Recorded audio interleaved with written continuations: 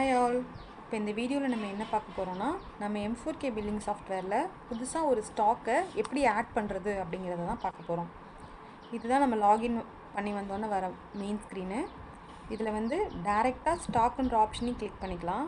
அப்படி இல்லைன்னா இன்வென்ட்ரி ஸ்டாக்ஸில் போயிட்டு ஐட்டம்ஸ் என்ட்ரியை கிளிக் பண்ணிக்கலாம்.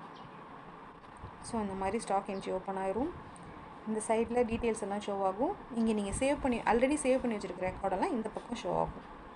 ஸோ இங்கே ஸ்டார் போட்டிருக்கிறதெல்லாம் மேண்டேட்டரி டீட்டெயில்ஸ் கம்பல்சரி கொடுக்கணும். மற்ற டீட்டெயில்ஸ்லாம் உங்கள்கிட்ட அவைலபிள் இருந்தால் கொடுத்துக்கலாம், இல்லைன்னா விட்டுடலாம். ஃபஸ்ட்டு ஒன்று பார்கோடு இருந்தால் கொடுக்கலாம், இல்லைன்னா விட்டுடலாம். Next category. உங்கள்கிட்ட இருக்கிற ஐட்டம்ஸை நீங்கள் கேட்டகிரி வைஸ் பிரித்து வச்சுக்கலாம். இப்போது ஏற்கனவே நோட் புக் ஜென்ரல் 2 கேட்டகிரி இருக்குது. இதுலேயே நீங்கள் பண்ண போகிறீங்கன்னா இது டேரெக்டாக செலக்ட் பண்ணிக்கலாம். இல்லை வேறு ஐட்டம் க்ரியேட் பண்ணுறீங்க அப்படின்னாலும் இன்னொரு கேட்டகிரி வேணும்னாலும் நீங்கள் க்ரியேட் பண்ணிக்கலாம். ஸோ ஐட்டம் நேம் என்ன, HSN கோடு இருந்தால் HSN கோடு, MRP ரேட்டு, இது யூனிட்டு, எல்லா யூனிட்டுமே இங்கே இருக்கும். ஸோ ஆப்பிள்னும் போது கேஜி. ஸோ அதோட அப்ரிவேஷன் இங்கே வந்துடும். இதுவே நோட் புக்ஸ்னால் பீசஸில் கொடுப்பீங்க. Purchase rate.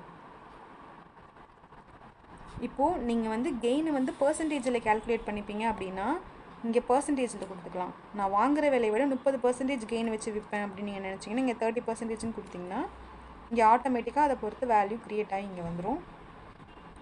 அதே மாதிரி இது ஹோல்சேல் பர்சன்டேஜ்.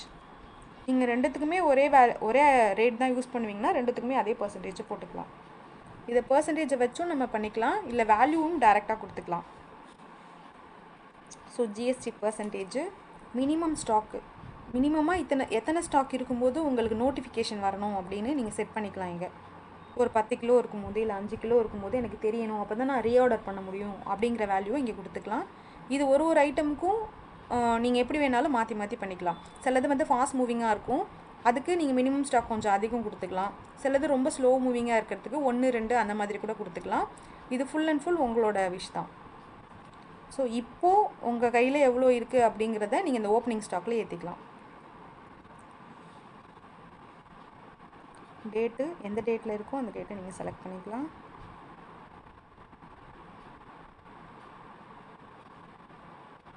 கொடுத்துட்டு சேவ் கொடுத்தீங்கன்னா சேவ் ஆகிடும்.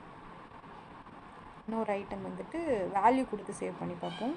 ஸோ ஏற்கனவே இருக்கிற கேட்டகிரியை யூஸ் பண்ணிக்க போகிறோன்னா டேரெக்டாக செலக்ட் பண்ணிக்கலாம்.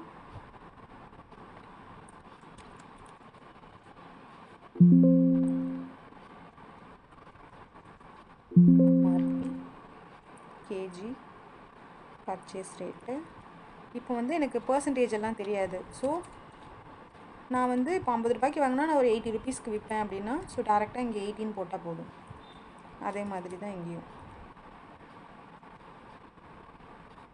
ஸோ நான் ஹோல்சேலில் ஒரு 75 கொடுப்பேன்னா ஸோ டேரெக்டாக நீங்கள் வேல்யூவாகவும் போட்டுக்கலாம். இது GST percentage same, minimum stock எவ்வளோ, ஓப்பனிங் ஸ்டாக் எவ்வளோ கொடுத்துட்டு சேவ் கொடுத்தீங்கன்னா சேவ் ஆகிடும்.